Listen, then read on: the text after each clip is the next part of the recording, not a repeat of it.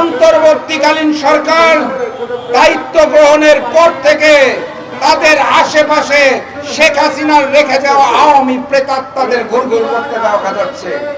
বাংলাদেশের তথাকথিত সুশীলদের কোনো অবদান ছিল না। আবু সাইদ, মুগ্ধ, তাহমিদেরা শহীদ হয়ে তাদের রক্তের বিনিময়ে এই দেশ থেকে ফ্যাসিস্ট পলায়ন করেছে। আজকে যারা আবু সাইদের রক্তের সাথে গাদ্দারি করে ইসলামের দিকে আঙ্গুল তুলবে, শাহজালালের পূর্ণভূমি থেকে পরিষ্কার ভাষায় বলছে সেই আঙ্গুল আমরা ভেঙে দেব। শেখ হাসিনাকে দেশে ফেরানোর জন্য কিন্তু ইন্ডিয়ার যতগুলো দল আছে সবাই কিন্তু একমত যে আওয়ামী লীগকে পুনর্বাসন করতে হবে। কারণ বাংলাদেশের সাথে কিন্তু ইন্ডিয়ার সম্পর্ক না, ইন্ডিয়ার সম্পর্ক হচ্ছে শুধু আওয়ামী লীগের সাথে। সম্মানিত দর্শক মণ্ডলী, ফ্যাসিস্ট সরকার প্রধান শেখ হাসিনা দেশ থেকে পালিয়ে গেলেও দেশে এখনও রয়ে গেছে তার প্রেতাত্মা, তার দোসররা, যারা অন্তর্বর্তীকালীন সরকারের বিভিন্ন প্রকার উন্নয়নমূলক কর্মকাণ্ডে অনবরত বাধাগ্রস্ত করে যাচ্ছে এবং তাকে প্রশ্নবিদ্ধ করছে, তাকে জনগণের কাছে আস্থাহীনতার প্রতীক হিসাবে দাঁড় করাচ্ছে। এ নিয়ে নেটিজেনরা বিভিন্ন প্রকার উদ্বেগ প্রকাশ করেছেন। তারা কি বলেছেন এ নিয়েই থাকছে আজকের ভিডিওতে গুরুত্বপূর্ণ সব প্রতিবেদন। তাই আজকের ভিডিওটি খুবই গুরুত্বপূর্ণ, 1 সেকেন্ড না টেনে পুরো ভিডিওটি দেখার জন্য আহ্বান করছি। আর একটি ছোট্ট রিকোয়েস্ট করছি, তা হলো যদি আপনি আমাদের এই চ্যানেলে নতুন দর্শক হয়ে থাকেন অবশ্যই আমাদের এই চ্যানেলটি সাবস্ক্রাইব করে একটি লাইক দিয়ে পাশে থাকা বেল বাটনটি অন করে দেবেন। তার কথা নয়, চলুন সরাসরি আমরা ভিডিওতে চলে যাই। এই অন্তর্বর্তীকালীন সরকার দায়িত্ব গ্রহণের পর থেকে তাদের আশেপাশে শেখ হাসিনার রেখে যাওয়া আওয়ামী প্রেতাত্মাদের ঘুরঘুর করতে দেখা যাচ্ছে। প্রশাসনের প্রত্যেকটি জায়গায়, সচিবালয়ে আপনারা যদি চেয়ে দেখেন অন্তর্বর্তীকালীন সরকারকে ঘিরে রেখেছে আওয়ামী প্রেতাত্মারা। এখনো তাদের অপসারণ করা হচ্ছে না। নতুন নিয়োগের ক্ষেত্রে আওয়ামী প্রেতাত্মাদের নিয়োগ দেওয়া হচ্ছে।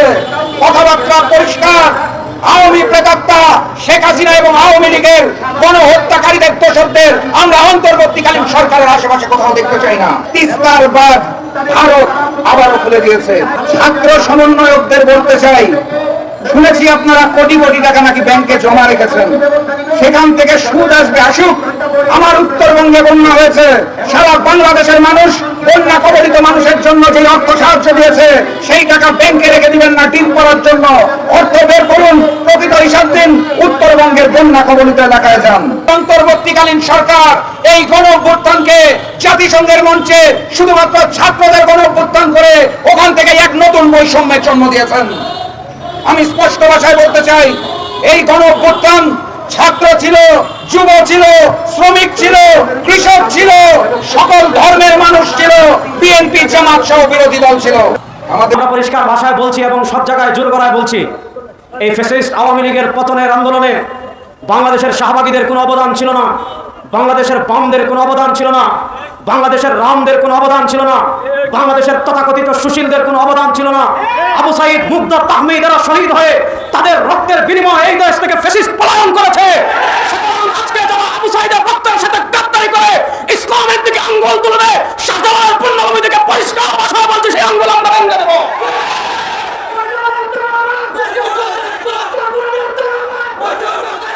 আমি একটা কথা বলি, ভালো করে শুনেন।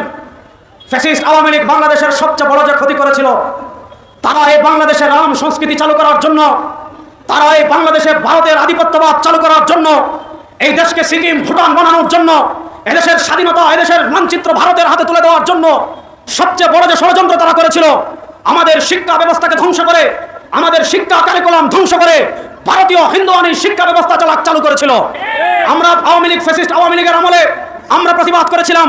আপনারা জানেন আমাদের উলামা মাশায়েখের সম্মেলনে আমাদের আসিফ মাহতাব স্যার পাতা ছিঁড়ে ফেলেছিলেন, যার কারণে সারা বাংলাদেশে আগুন জ্বলে উঠেছিল। শরীফার গল্প ফ্যাসিস্ট আওয়ামী লীগ বাদ দিতে বাধ্য হয়েছিল। আমরা বড় দুঃখ এবং পরিতাপ নিয়ে বলছি, ফ্যাসিস্ট আওয়ামী লীগের পতনের পর বাংলাদেশের যিনি শিক্ষা বিষয়ক উপদেষ্টা হয়েছেন, আমরা প্রতিনিধি দল তার সাথে দেখা করেছিলাম, বারবার তার সাথে মিটিং করেছি, লম্বা কথা বলেছি। আমরা সমন্বয়কদের সাথে বসেছিলাম, আজকে যাকে মাস্টার মাইন্ড বলা হয়েছে তার সাথেও বসেছিলাম। শাইখা চরমনাইও ছিলেন, শাইখা চরমনাইয়ের নেতৃত্বে আমরা বসেছিলাম। আমরা সেদিন সুস্পষ্ট ভাষায় দাবি করেছি, আমরা সমন্বয়কদেরকে জানিয়েছি, আমরা মন্ত্রণালয়ে জানিয়েছি, আমরা টিএনসিবি, আমরা এনসিবিতেও জানিয়েছি সব জায়গায় আমরা জানিয়েছি যে ফ্যাসিস্ট আওয়ামী লীগ ইসলাম বিধ্বংসী যে শিক্ষা সিলেবাস চালু করেছিল, ওই 2021 শিক্ষা কারিকুলাম বাতিল করে পূর্বের যে কোনো শিক্ষা সিলেবাসে ফিরে যেতে হবে। শিক্ষামন্ত্রী আমাদেরকে আশ্বস্ত করেছিলেন, তিনি আমাদেরকে গেজেট দেখিয়েছিলেন যে 2021 শিক্ষা কারিকুলাম বাতিল করা হয়েছে, 2012-তে ফিরে যাওয়া হবে। আমরা বলেছিলাম ভারতে বিবর্তনবাদ ছিল, আরো কিছু বিষয় ছিল, সেগুলো সংস্কার করতে হবে। তারা আমাদেরকে দাবি আশ্বস্ত করেছিলেন সংস্কার করবেন, কিন্তু আমরা দেখেছি অন্তর্বর্তীকালীন সরকার আবু সাইদের রক্তের উপর ক্ষমতা এসেছে, অন্তর্বর্তীকালীন সরকার মুগ্ধর রক্তের উপর ক্ষমতা এসেছে, কিন্তু আমরা দেখেছি তারা ক্ষমতা এসে যত কমিশন গঠন করেছে সব জায়গায় ইসলামপন্থী মুসলমানদেরকে তারা বঞ্চিত করেছে।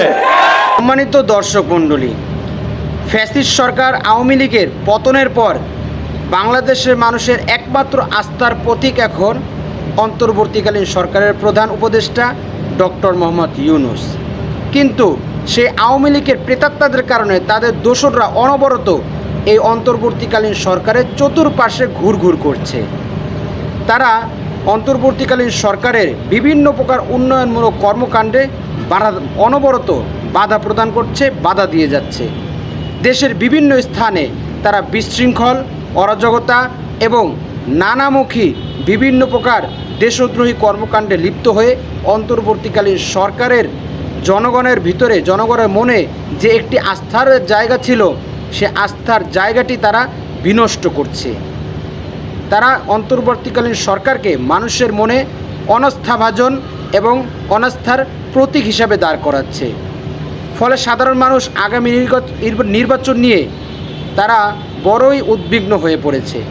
নেটিজেনরা ভাবছেন যদি এভাবে অনবরত ডক্টর ইউনূস আওয়ামী লীগদের দোসরদের কারণে বিভিন্ন প্রকার কর্মকাণ্ডে ব্যর্থ হতে থাকেন, তাহলে এদেশের রাজনৈতিক ভবিষ্যতের অবস্থা কখনোই ভালোর দিকে যাবে না। মানুষ সুষ্ঠু নির্বাচনের মাধ্যমে কখনোই ভালো একটি সরকার পুনরায় দেখতে পাবে না।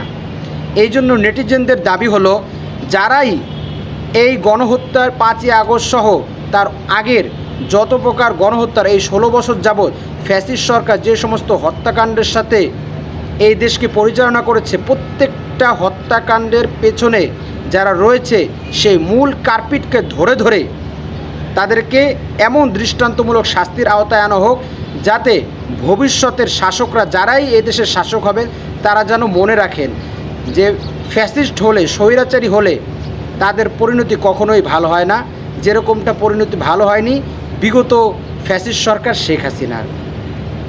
তাই আমি অন্তর্বর্তীকালীন সরকারকে আহ্বান জানাচ্ছি যে আপনারা জনগণের দাবিগুলো ভালোভাবে বোঝার চেষ্টা করুন এবং শক্ত হাতে দেশকে আপনারা ধরে রাখুন এবং সকল প্রকার সংস্কারমূলক কর্মকাণ্ডকে আরও বেগবান করুন, যেন কোনোভাবেই আওয়ামী লীগ দোসরদের চক্রান্তের কারণে আপনাদের উন্নয়ন কর্মকাণ্ড বাধাগ্রস্ত না হয় এবং মানুষ আপনাদের প্রতি আস্থা রাখতে পারে, মানুষ আপনাদের প্রতি তাদের বিশ্বাসকে পরিপূর্ণভাবে যেন স্থাপন করতে পারে। আপনারা এমন একটি নজির বাংলাদেশে স্থাপন করে যান। সম্মানিত দর্শক মণ্ডলী, আজকের ভিডিও সম্পর্কে যদি আপনার কোনো মূল্যবান মতামত থেকে থাকে, অবশ্যই আপনার সেই মূল্যবান মতামতটি আমাদের কমেন্ট বক্সে জানাবেন এবং আমাদের এই ভিডিওটি যদি ভালো লেগে থাকে অবশ্যই একটি লাইক করে ভিডিওটি শেয়ার করে দিবেন। সকলেই ভালো থাকবেন, সুস্থ থাকবেন, নিরাপদ থাকবেন, এই বলে আজকের ভিডিও এখানেই শেষ করছি। আমিন ওয়া আখির দাওয়ানা আলহামদুলিল্লাহি রাব্বিল আলামিন। আসসালামু আলাইকুম ওয়া রাহমাতুল্লাহি ওয়া বারাকাতুহু।